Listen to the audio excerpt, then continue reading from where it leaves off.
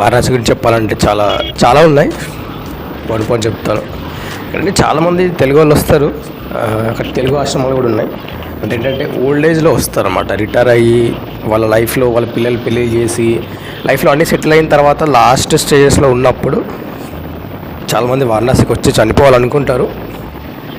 అలాంటి ఆశ్రమాలు, తెలుగు వాళ్ళ ఆశ్రమాలు కూడా ఉన్నాయి. వాళ్ళు వచ్చి అక్కడ వాళ్ళ ఫుడ్కి కావాల్సిన, అక్కడ స్టేకి ఉండాల్సిన మినిమల్ అమౌంట్స్ ఉన్నాయి. ఎక్కువ డబ్బులు కూడా కాదు. ఆ డబ్బులు వాళ్ళు ఇచ్చేసి వాళ్ళు ఉన్నన్ని రోజులు అక్కడే ఉంటారు.